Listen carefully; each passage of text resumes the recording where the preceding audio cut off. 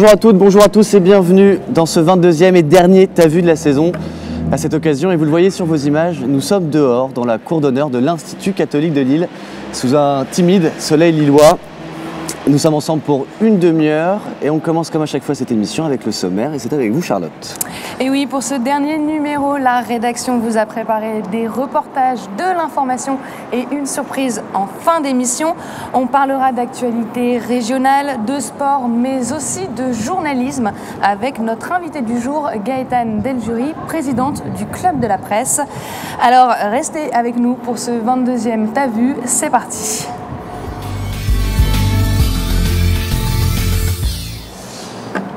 Et on commence cette émission avec une nuit debout, ce mouvement de contestation né il y a quelques semaines à Paris, place de la République, un mouvement qui s'est démocratisé jusqu'à Lille, puisqu'une assemblée générale avait lieu la semaine dernière, là aussi, place de la République à Lille, c'était le 16 avril dernier.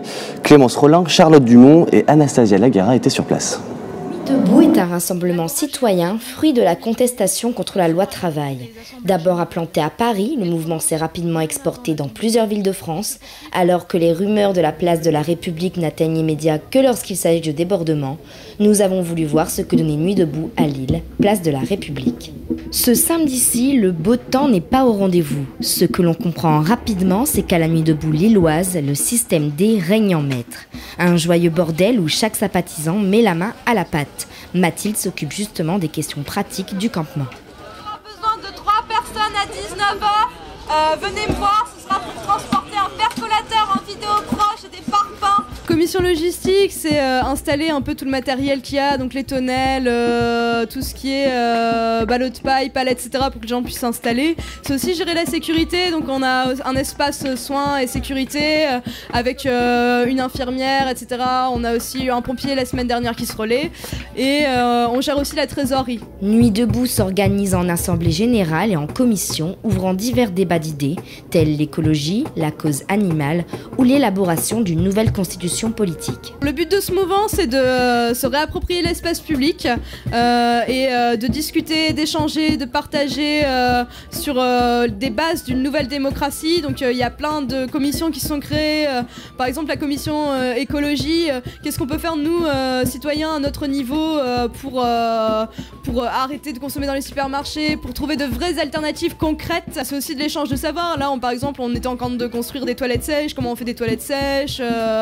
Il y a aussi une commission constitution qui est là sur qu'est-ce qu'on ferait si on devait rédiger une nouvelle constitution avec plus de démocratie, comment on peut faire que par exemple pour l'économie ce soit plus transparent. À la soupe, Camille, qui n'a jamais vraiment eu le temps de militer pour des causes. Aujourd'hui, il œuvre dans le comité d'action de Nuit debout, un mouvement où il se reconnaît car il n'y a pas de directif ni de chef. D'ailleurs, les membres des commissions changent régulièrement. Nuit debout, c'est un grand forum permanent, un endroit d'échange d'idées, de sourires, de nourriture. Il y a des actions un peu plus choc pour alerter tout le monde, chacun d'entre nous, sur certains abus, comme François Pinault qui a fermé il y a quelques années, qui a fait une coupe franche dans les emplois à la Redoute. Donc ça, en plus, c'est une entreprise locale, ça peut d'autant plus toucher les gens. Ce matin, on a redonné un peu de couleur aux banques, c'était une action sur les paradis fiscaux. Tout se déroule dans la bonne humeur et la musique.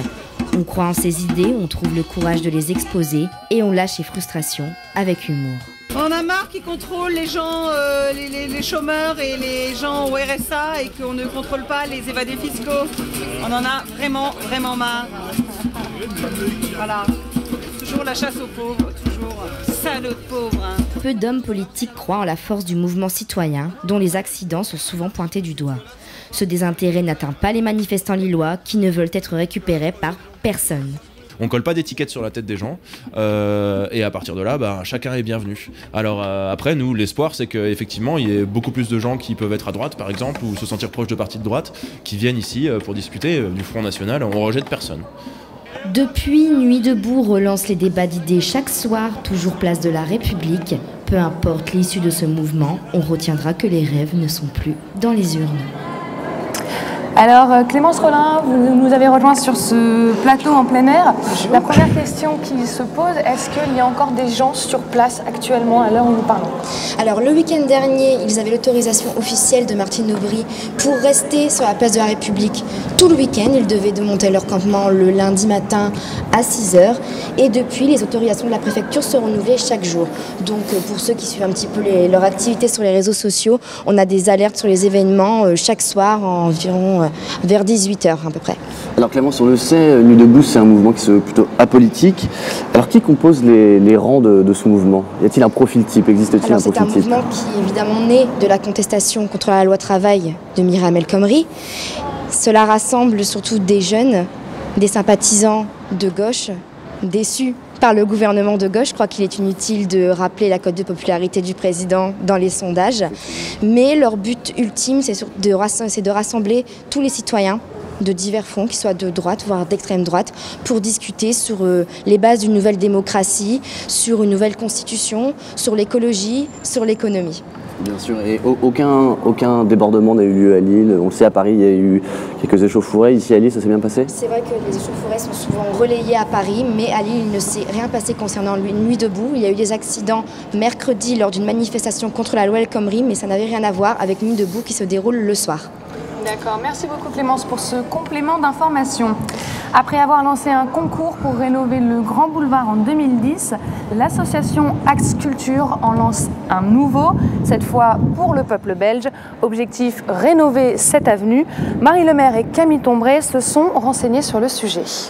Axe Culture est une association qui a été créée il y a maintenant 8 ou 9 ans et qui a pour objectif d'alimenter le débat public sur le territoire de Lille et de sa région dans des domaines très variés que sont l'urbanisme, l'aménagement du territoire, les politiques culturelles, le marketing territorial, le développement économique, etc.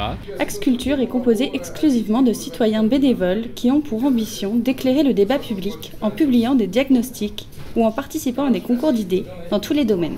Le concours d'idées, c'est une initiative un peu particulière. En fait, comme nous l'avions fait déjà par le passé pour le Grand Boulevard qui relie Lille à Roubaix-Tourcoing, nous partons d'un constat que nous sommes ici sur un territoire, sur une avenue qui est centrale, qui est très importante pour notre ville et notre agglomération. Très importante pour son attractivité, puisqu'on se situe quand même dans le vieux Lille, hein, donc dans son cœur historique, et que malheureusement, les aménagements de ce territoire ne sont pas à la hauteur de son importance. Ce territoire, il n'est pas satisfaisant dans ses aménagements. Pourquoi? Parce que nous avons une succession d'espaces enherbés dont la fonction est complètement déterminée. Nous avons un espace qui est quand même très détérioré dans le bitume, dans le traitement des espaces publics. Nous avons un espace qui est complètement consacré à la voiture et non pas au vélo ou aux piétons. Pour transformer le peuple belge en véritable espace de vie, les idées fusent. Des parvis pour mettre en valeur le patrimoine, des constructions éphémères, des commerces, un plan d'eau pour redonner vie au Pont Neuf. Aujourd'hui, nous avons 13 projets qui sont très intéressants et nous avons un dernier travail à faire qui est de réaliser une synthèse où nous allons ponctionner parmi chacun de ces projets ce qui nous semble être les meilleures idées. Donc il y a une équipe qui a proposé de traiter réellement le problème de la prostitution, non pas en le déplaçant, mais en le traitant sur place, c'est-à-dire de créer ici une sorte de maison de la prostitution, qui n'est pas une maison close, bon, peu importe sa fonction, mais qui en tout cas, dont la fonction serait de travailler avec les prostituées. Et je pense que c'est l'un des enseignements de ces équipes, pour la plupart de jeunes diplômés, c'est de prendre la ville dans sa globalité, y compris si on est sur un petit bout de ville, c'est de prendre la ville dans son ensemble, avec toutes ses problématiques, et de ne se pas dire tel problème on va le mettre ailleurs, le stationnement on va le mettre ailleurs. Non, c'est de se dire il y a un problème de stationnement, comment on le règle ici. Axe Culture a pour objectif de transmettre aux élus des propositions financièrement réalisables, dans le but de refaire du peuple belge une avenue normale. De retour sur le plateau, qui n'en est pas un d'ailleurs, dois-je le rappeler, dans la cour d'honneur de l'Institut catholique de Lille, Marie nous a rejoint. Bonjour Marie. Bonjour Hubert, bonjour Charlotte. Bonjour.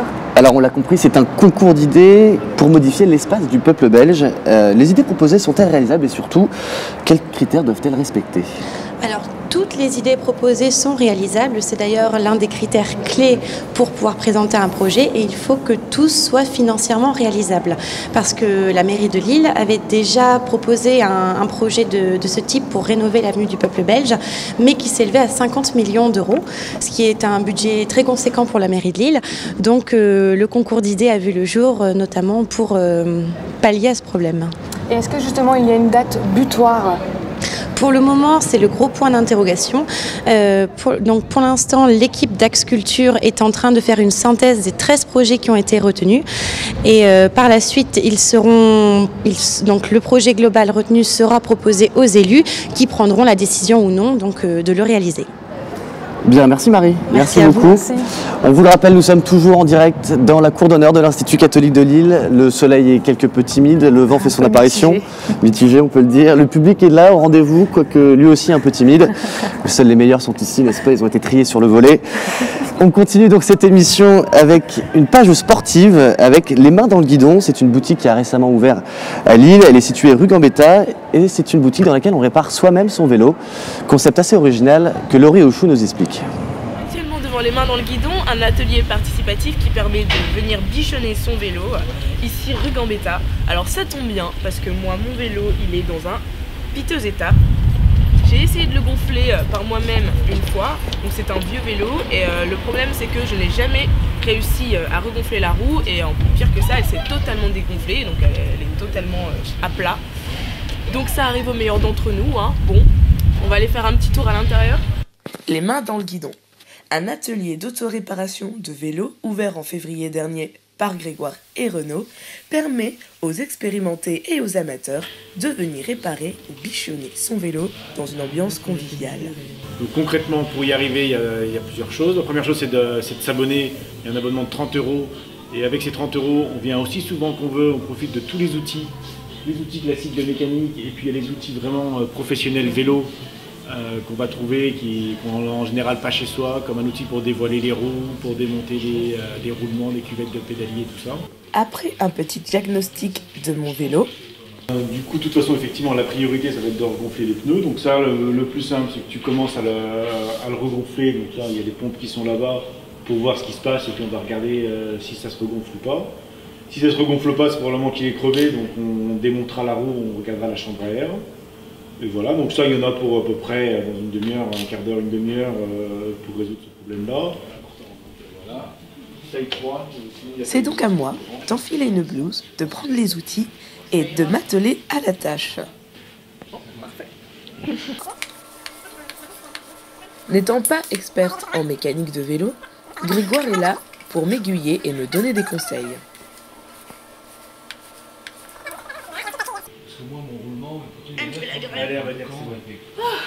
Ça, c'est ce qu'on appelle la recyclerie. Donc ça, c'est des pièces d'occasion qui soit nous appartenaient, soit ont été données par d'autres abonnés. Et là, tous les abonnés peuvent se servir dans ces pièces d'occasion. Et le prix des pièces est prix libre. Voilà, donc ça, c'est la petite vis qui va permettre de bien tenir ta valve et d'éviter qu'elle bouge. Tu vois, quand tu es arrivé, elle était un peu tordue. Donc en remettant cette petite vis, là, on en avait en stock, tu as de la chance. Ça va permettre de bien coincer. Donc je te la donne. Deux passionnés qui cherchaient également à partager leur intérêt du vélo. L'idée de départ, c'était l'idée de Renaud, mon associé. Et donc l'idée, c'était de dire, bah, tiens, si on mettait tout ça dans un même endroit, des conseils, les bons outils qu'on partage entre tout le monde, des pièces détachées, et puis un endroit un peu convivial où tous les gens qui réparent leur vélo peuvent se rencontrer.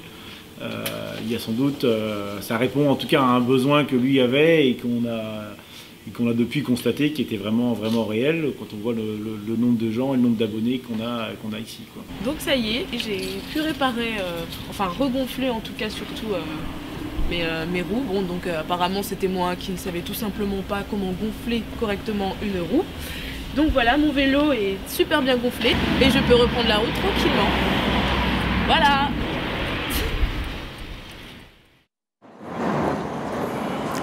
Alors Laurie est avec nous dans la cour d'honneur de l'Université catholique. Laurie, première question, est-ce que les clients sont satisfaits de ce concept ? Alors écoute Charlotte, les mains dans le guidon ont une page Facebook où on peut laisser un avis, on peut noter aussi les services et aussi l'ambiance, et ils ont 5 sur 5 tout simplement. Les avis sont très positifs, tout le monde est assez content du concept, même s'il est né il y a 3 mois, il a déjà beaucoup de succès. Et donc voilà, c'est vraiment un endroit où on peut se relaxer et en même temps réparer son vélo, donc c'est vraiment assez sympa. Alors vous l'avez dit, ce concept vient d'ouvrir, c'est à 3 mois. Est-ce que vous savez s'il y a déjà des ambitions d'ouvrir d'autres boutiques comme celle-ci à Lille ou ailleurs ? Alors Renaud et Grégoire, les gérants et les fondateurs de Les Mains dans le Guidon, ont vraiment créé ce concept par passion, parce qu'ils étaient passionnés du vélo et qu'ils avaient envie de partager cette passion. Donc je ne pense pas que pour l'instant ils aient envie voilà, c'est pas la priorité, je pense pas. Après je sais pas, peut-être que plus tard ils auront envie d'aller ailleurs, voilà. Merci Laurie pour ce complément d'information. Alors l'été arrive, enfin du moins on l'espère. Alors forcément qui dit été dit maillot de bain. Objectif donc perdre du poids et muscler son corps. À Paris, un homme s'est lancé un challenge plutôt fou, celui de faire le même entraînement que One Punch Man. Thomas Delfli l'a rencontré. Il s'appelle Saitama et il est le héros de One Punch Man. Ce manga créé par le japonais Yusuke Murata raconte l'histoire d'un super-héros chauve capable de battre n'importe quel monstre d'un seul coup de poing. Il lui a fallu 3 ans pour obtenir cette force titanesque durant laquelle il s'est entraîné sans relâche, sans pompe, sans abdominaux, sans squat et 10 km de course tous les jours. Un entraînement à 1000 lieues de ce que l'on retrouve habituellement dans les bandes dessinées japonaises. Est-ce qu'il est seulement réalisable ? Un homme assez fou s'est posé la question. En fait, j'étais dans le même cas de figure que le héros, c'est-à-dire que je recherchais un taf et j'étais un peu démotivé. Et je me suis dit, et quand j'ai vu le manga, je me suis dit, bah tiens, est-ce que quelqu'un s'est dit, je vais le faire pour voir ou quoi ? J'ai vu que personne le faisait. Je me suis dit, bah allez, hein, pourquoi pas, on va tenter, on va voir ce que ça donne. Tout simplement. Les 5 premiers jours, c'était vraiment au niveau des 10 km, c'est là où j'ai le plus douillé, ça a fait vraiment très très mal, les courbatures et tout le reste. Et après, ça allait mieux. Il y a toujours une période après où ça allait beaucoup mieux. Pas d'amalgame, William a parfaitement conscience qu'il n'obtiendra jamais la force monstrueuse de Saitama. Plus qu'un entraînement, cet objectif est surtout une performance. Comment son corps va-t-il réagir ? Est-ce qu'il est physiquement et mentalement capable de tenir le rythme ? Quels seront les résultats à l'aboutissement des 3 ans ? Parmi toutes ces questions, William a appris à découvrir son corps et à prendre certains réflexes. Je suis obligé normalement de boire l'équivalent de 2 bouteilles par jour. Ah bah ça c'est le kiné qui m'a dit. Je faisais même, je sais même pas si je faisais 1 bouteille par jour. Donc c'est de là que venaient mes douleurs. Pour lui c'était des tendinites en fait. Niveau santé, on m'a dit que la nourriture c'était vraiment très important. Et c'est vrai que j'ai tendance à manger un peu comme je veux. Donc je me suis dit, bah écoute, niveau santé, je préfère vraiment mettre le maximum. Donc je vais aller voir quand même une nutritionniste, qu'elle me donne des vrais repas et que ça aille mieux du coup pour ma santé. Même si ça va très bien. Plus de 13 000 personnes suivent quotidiennement la performance de William. Un grand plus dans cet objectif qui aide le jeune athlète à tenir le coup. Car William a décidé de laisser l'emploi de côté et de se consacrer pleinement à son entraînement. Non, je travaille pas. Je pense qu'en travaillant, ce serait impossible pour moi en tout cas de faire cet entraînement. Donc non, je ne travaille pas. Je recherchais un emploi au début justement et j'ai décidé de laisser tomber la recherche en commençant cet entraînement. Donc je vis de mes propres moyens pour le moment. J'espère en tout cas que ce projet pourra m'apporter un peu plus, un petit peu financièrement, juste histoire de tenir bon. Après, c'est à voir. Franchement, je pense pas à ça pour le moment.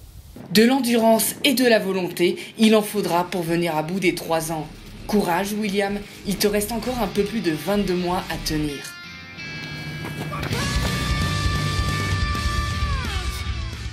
Thomas est avec nous. Bonjour Thomas. Bonjour Hubert. Vous aussi, très grand sportif, n'est-ce pas ? Je peux. Alors William, il en est où aujourd'hui ? Alors en sachant qu'aujourd'hui on en est il a commencé le 5 janvier 2016, donc on en est au 108e jour. 108e jour, et donc il lui reste combien de temps ? un peu plus de 22 mois à tenir. Courageux, hein, courageux William. Alors, s'agit-il sportivement parlant d'un entraînement complet? Alors, il faut savoir déjà que ce n'est pas un entraînement qui permet de gagner de la force, c'est un entraînement qu'on appelle cardio, c'est-à-dire qu'il va toucher les muscles en profondeur. Et non, ce n'est pas un entraînement complet parce qu'il touche les triceps, les pectoraux, le dos, les abdominaux, les cuisses et les fesses, mais il ne touche pas les biceps. Et pour cela, William est obligé de faire des tractions de temps en temps hors de son entraînement, je dirais. Et donc, c'est quoi la suite pour lui maintenant? En sachant qu'il lui reste 22 mois à tenir, on n'en sait pas encore, mais peut-être qu'à la fin de cette performance, pourquoi pas devenir entraîneur sportif, voire athlète, tel que coureur, éventuellement. Tout comme vous, n'est-ce pas? Merci. Ça, je demande à voir. Qui ne dit mot consent. Bien, on continue avec l'actualité sportive toujours. Alors après le vélo, après la course, place au basket avec cette initiative basket en centre-ville. Vinanoda et Azaria Ambillionin nous en disent plus. Comme vous le voyez derrière moi, se déroule actuellement la 4e édition de basket en centre-ville, un événement qui réunit tous les joueurs de l'équipe de Lille Métropole Basket Club. Ces professionnels sont venus à la rencontre d'amateurs et d'enfants âgés entre 8 et 18 ans. La journée consiste à générer de l'attractivité en centre-ville d'abord, d'animer le centre-ville autour de cette opération. C'est une animation destinée à promouvoir la pratique du sport et donc du basket en particulier, en partenariat avec le Lille Métropole Basket Club. Donc on a les joueurs professionnels du LMB, les 10 joueurs, l'équipe complète des joueurs du LMB qui sont là sur le terrain pour encadrer les enfants.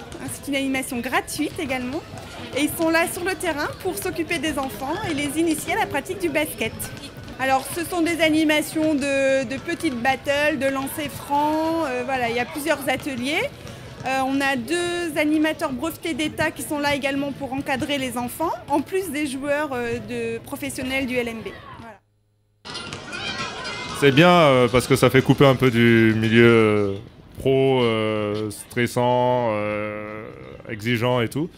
Et en plus on vient prendre le soleil, voilà, et on fait garderie en même temps, c'est bien. Bon, il y en a plein qui savent qu'il y a du basket dans le coin, mais quand ils nous voient, ils nous posent des questions et ils se rendent compte qu'en fait, c'est pas si compliqué de venir juste à côté au match, parce que le match il est juste là, il n'est pas à des kilomètres. Et c'est une fois par semaine, voilà, c'est une autre visibilité, et puis on en profite aussi pour transmettre ça aux jeunes, quoi. On est passé par là. Et du coup, en gros, je suis venue ici, on a regardé, mon père il m'a convaincu que oui, à participer à ça. Moi au début, je croyais qu'il fallait faire des inscriptions. Je trouve que c'est très bien.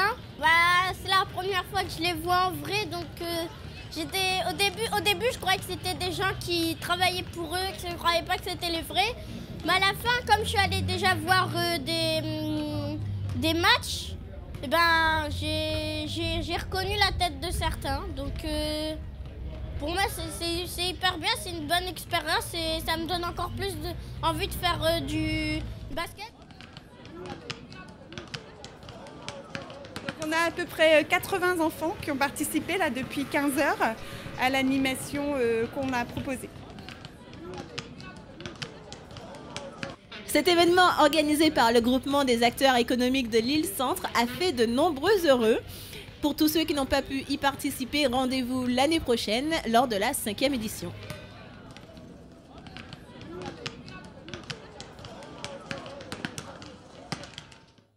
Alors, Gaëtan Deljoy nous a rejoint, mais avant de venir vers vous, Vina est avec nous.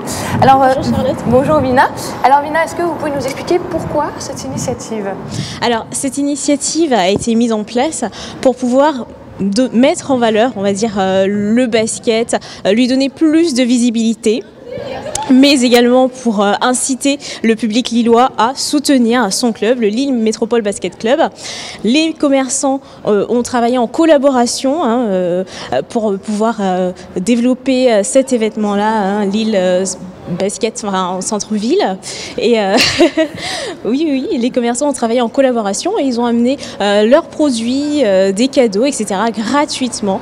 Ils ont distribué gratuitement au public. Et est-ce qu'on retrouvera justement cette initiative l'année prochaine? Alors, Pour l'instant, ce n'est pas sûr. L'organisation l'espère. Tout dépendra des subventions. Suspense alors, on attend un petit peu. Bien, merci Vina, merci beaucoup d'avoir été avec nous.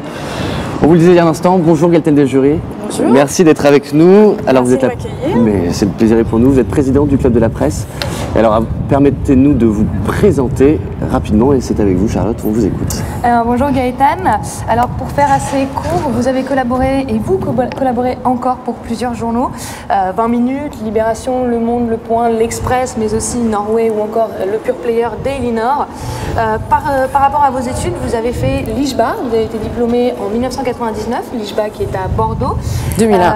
En 2001, je suis rentrée en 1999. Et vous êtes sortie diplômée en 2001. Vous avez également fait une licence de sciences politiques. Après avoir terminé les études, vous avez commencé comme correspondante locale pendant 3 ans à La Voix du Nord. Quelques temps après, vous vous êtes spécialisée dans l'économie et le développement durable. Et puis en 2008, vous avez reçu le Grand Prix Jeune Journaliste qui est organisé par le Club de la Presse pour l'article intitulé « Comment les Castellans verrouillent le ch'ti business ». Donc concrètement, un article qui explique comment les brasseurs de la bière ch'ti ont fait en sorte que leur marque ne soit déposée qu'avec leur consentement. Donc que ce soit une marque commerciale. Oui, c'était quand effectivement le film Bienvenue chez les ch'tis cartonnait et le but était d'expliquer comment la marque, la brasserie Castellan utilisait la marque qui avait déposé à l'INPI. Exactement.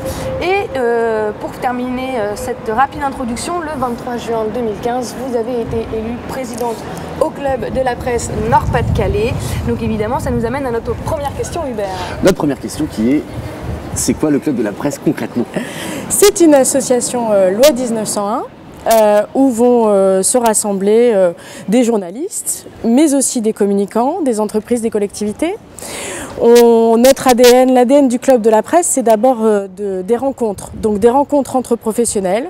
On va par exemple organiser des clubs emploi pour se mettre à jour par rapport aux évolutions de notre profession, par rapport aux réseaux sociaux, par rapport aux data journalistes dont on parle beaucoup, par rapport à la protection des données, des sources, etc. Donc ça, c'est pour les rencontres entre professionnels. On organise aussi des sensibilisations dans le milieu scolaire. Le Club de la Presse participe notamment au concours Mediatix, qui est un concours de journaux d'école. Nous intervenons, des journalistes bénévoles interviennent dans le milieu scolaire pour présenter qu'est-ce que c'est le métier, comment on fait un journal, comment on fait un blog, etc. Et on a aussi participé au Media Lab qui est organisé par le rectorat. Media Lab, c'est un atelier, une journée qui est dédiée pour que les étudiants, les scolaires puissent découvrir les choses. Et enfin, le Club de la Presse, c'est aussi une médiation avec le public puisqu'on va organiser des rencontres sur les journalistes qui publient. Donc là c'est ouvert à tous. On a organisé une rencontre sur un diaporama sonore. On réfléchit, on essaye de débattre au maximum sur l'évolution de notre profession, l'éthique, la liberté. Et combien de personnes composent le Club de la Presse aujourd'hui? On est environ 400 adhérents. Voilà, c'est un des plus gros clubs de la presse de France. On n'est pas le plus gros, mais on est en passe de le devenir. Il réunit du coup tous journalistes confondus, tous médias confondus. Tous médias confondus, presse, télé, web, radio, on a toutes les spécialités. D'accord. Alors on va revenir sur ce Grand Prix Jeune Journaliste que vous avez reçu en 2008. Est-ce que ça a changé, enfin plutôt en quoi ça a changé votre carrière aujourd'hui? Alors, c'est déjà d'avoir ce Grand Prix, c'est ce qui m'a incité à m'engager au sein du Club de la Presse parce que je me suis dit c'est quand même génial, j'ai un prix de 1 000 € pour un sujet qui m'a demandé quasiment 3 mois d'enquête et qui forcément, quand on connaît les tarifs de la pige, n'est pas forcément rémunéré à l'investissement. Donc ça a changé, ça a permis de me faire connaître et de me faire reconnaître, en tout cas en matière d'enquête, puisque par la suite je me suis spécialisée vraiment dans l'enquête, c'est-à-dire que aller chercher les informations, aller trouver les choses qu'on ne veut pas vous dire. Donc ça donne une véritable carte de visite auprès des médias pour lesquels ensuite j'ai collaboré.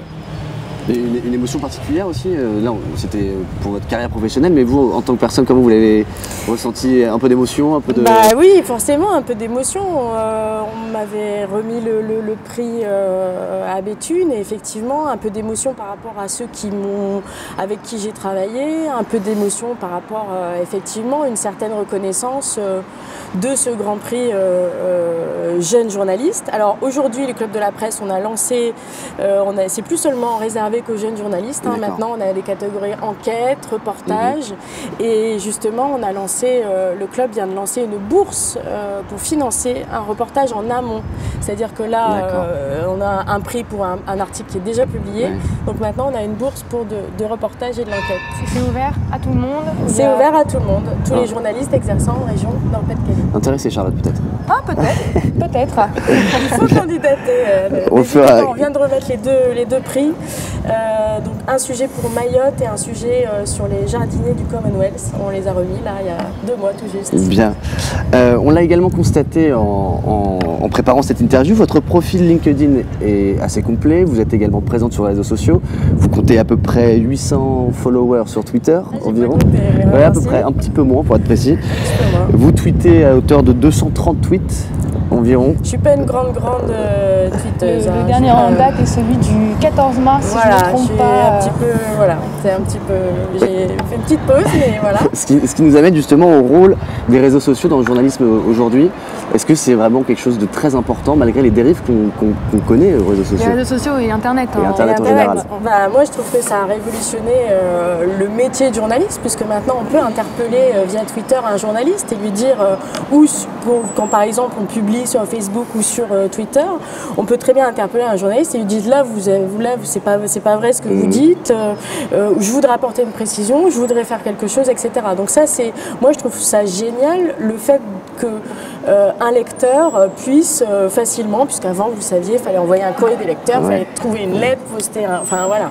Donc maintenant l'accès aux journalistes et à l'article est plus direct. Après, il y a effectivement des dérives, on l'a vu avec Nord Littoral par exemple, où il y a les journalistes sont submergés de propos racistes, d'où les dérives dont je parlais, etc. Donc justement, le Club de la Presse, on a fait un atelier, une rencontre là-dessus pour discuter quelles sont les bonnes pratiques. Est-ce qu'il faut bannir? Est-ce qu'il faut au contraire tout publier? Est-ce qu'il faut modérer? Est-ce qu'il faut encourager la communauté à se modérer elle-même? Donc tout ça, ce sont des choses... mais effectivement, le web, les réseaux sociaux, pour moi, ont vraiment révolutionné le métier, la profession. Le métier et son rapport au public surtout. Et ensuite, le web permet effectivement à tout à chacun de créer son média, puisque voilà, on a aussi créé un pure player Daily Nord. Donc ça permet aussi d'être un mode d'expression qui révolutionne effectivement le journalisme. Eh bien, alors, vous êtes installé dans le métier depuis déjà quelques années. Nous, c'est bientôt la fin pour nous. C'est notre dernière émission, dernier T'as vu. Est-ce que vous avez un conseil éventuellement à nous donner pour devenir de bons journalistes? Pour devenir de bons journalistes, je vous conseillerais de toujours vous remettre en question. De ne jamais se dire, ce que j'ai fait c'est parfait. Non, il y a toujours moyen d'être encore meilleur, d'aller chercher des sujets, etc. Je pense que c'est ça, pour moi, le bon journaliste n'a jamais fini d'apprendre. Alors du coup, on va rentrer dans un autre registre. Vous avez l'air quand même d'être une femme de caractère. Je dis ça en référence d'un article qui a été publié en 2012 par le cofondateur de Daily Nord, donc Nicolas Montard. Oui. Donc pour résumer un peu le contexte, c'est un article qui était sous forme de hit parade pour les distributeurs automatiques dans la région. Oui. Cet article a été volé par des correspondants de TF1 et de Libération. Oui. Est-ce que vous pouvez nous en dire un peu plus, parce que moi j'ai lu votre tribune. Que de TF1, puisque c'est effectivement NEP TV. Il se trouve qu'on pourrait le faire très régulièrement. Donc Daily Nord, c'est un pure player d'information régionale et régulièrement on a tendance à nous piquer nos idées. Malheureusement, les idées ne sont pas brevetables, on ne revendique pas les choses, mais cet édito que j'avais fait au Club de la Presse, c'était un peu pour une espèce de coup de gueule de dire soyez un peu pertinents, soyez un peu... Il y a des idées à faire, il y a des tonnes de sujets à faire. Donc l'histoire des distributeurs avait été publiée sur Daily Nord et peut-être 3 jours après, il y avait ce même sujet sur TF1 sur les distributeurs. Je m'en étais expliqué avec le journaliste qui me dit qu'il travaillait dessus depuis très longtemps, mais force est de constater que voilà, Daily Nord, avec son côté impertinent, décalé, se fait souvent piller quelques idées. Il y a quelques années encore, on ne citait pas la source Daily Nord. On a par exemple dénoncé l'embauche de la fille de l'ancien président du conseil régional Daniel Percheron. Donc on avait dénoncé l'embauche d'Elvire Percheron au Louvre-Lens. Voilà, à l'époque, c'était très dur de voir dans les autres médias, selon Daily Nord. Voilà, c'était un peu un coup de gueule. Après, effectivement, cet édito, je pense qu'on aurait pu en faire des dizaines depuis, mais bon, on s'est limité. C'est effectivement TF1 qui a pris pour les autres. C'est comme ça. Alors, on va continuer cette interview avec un petit jeu décalé. On en a parlé tout à l'heure. On va faire votre portrait chinois de façon à mieux vous connaître peut-être un petit peu. Bon. Alors du coup, on va commencer si vous étiez une couleur. Si j'étais une couleur, on va dire le noir, parce que je m'habille toujours en noir. Je me rends compte, mais bon, peut-être que je vais changer, mais le noir. Effectivement. Voilà, le classique. Aujourd'hui en plus. Voilà. Fidèle à vous. Un animal. Un animal, je pourrais être, j'allais dire une panthère, mais après on va dire femme panthère. Une panthère, oui, une panthère. L'association d'idées. C'est joli. Oui, voilà. puis avec le caractère aussi de la panthère. Qui peut être à la fois douce et à la fois, effectivement, vous pouvez violent. griffer, quoi. Voilà, c'est ça. C'est bien, très bien résumé. Si vous étiez un parfum. Si j'étais un parfum, j'aime bien un parfum de fleurs, peut-être la jonquille. Allez, on est au printemps, la jonquille. Ouais.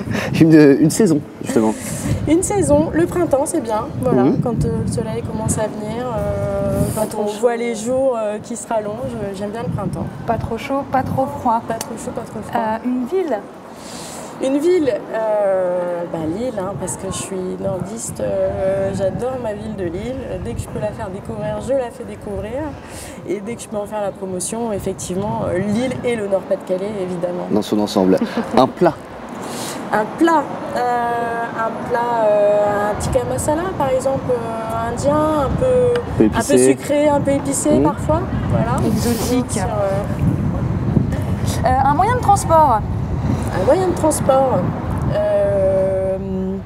la marche à pied, j'aime bien, voilà. Écologique, petite promenade, voilà, ou le vélo, voilà. Et enfin, un média. Un média web, puisque effectivement, je pense qu'un média web, un peu comme on fait à Daily Nord, le côté impertinent, complémentaire des autres médias, ça me plaît bien. Bien, merci beaucoup Gaëtelle Desjoury d'avoir été avec nous. Merci à vous de m'avoir accueilli. C'était un plaisir de vous avoir avec nous ici dans la cour d'honneur de l'Institut catholique de Lille pour ce 22e et dernier T'as vu de la saison, on vous le rappelle. Et avant de se quitter, on va retrouver les moments amusants, les moments cocasses qui ont rythmé cette année. Peut-être les avez-vous ratés. Si tel est le cas, petite piqûre de rappel avec Adrien Renouard. Bonjour à tous et bienvenue dans Ta Vue. Chérie, tu me donnes ta passion. Dans ta vue. Chérie, tu me donnes ta passion. Puis rencontrer bienvenue un étudiant qui s'est rendu au job dating. Bonjour, bienvenue. Bonjour. Nous sommes tous déjà demandé à quoi pouvaient ressembler les Noëls d'avant. Laurie Wouchou, Clémence Rollin, Thomas Delphi et Charlotte Dumont sont allés à la rencontre de Maurice. La rencontre avec le créateur d'un site spécialement conçu pour les étudiants.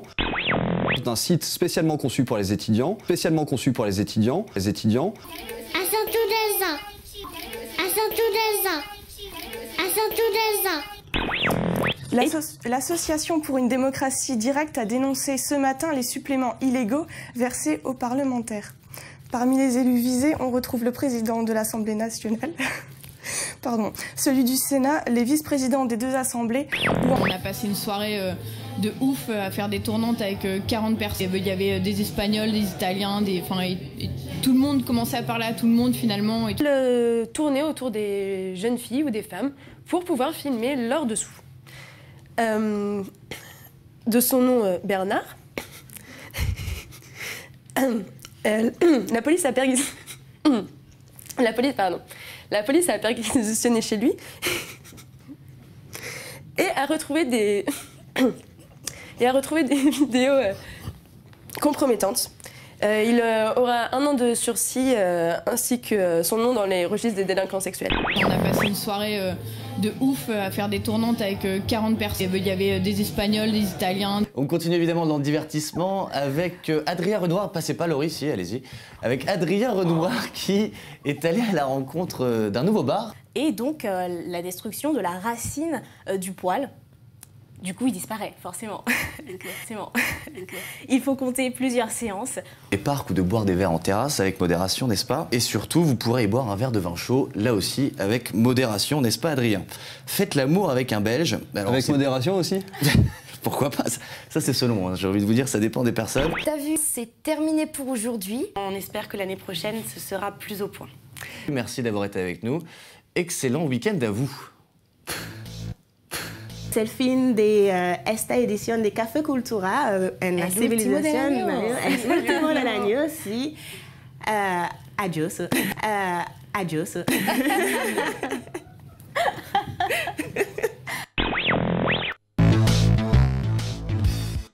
Rétrospective qui donne plein d'émotions, Hubert. N'est-ce pas?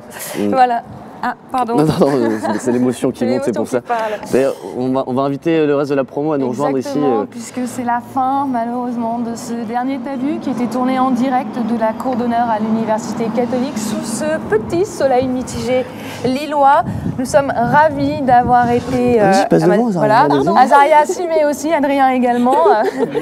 Donc voilà, nous sommes ravis d'avoir été avec vous tout au long de l'année. Nous espérons que vous avez également apprécié ce qu'on vous a proposé. On tient particulièrement à remercier David Frémy qui nous a enseigné pendant ces 2 années, mais également Laurent, Timothée et puis toute la rédaction qui se trouve juste derrière nous. T'as vu revient en septembre pour une nouvelle édition.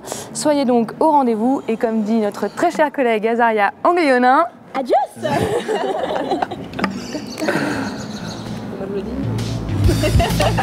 Bravo.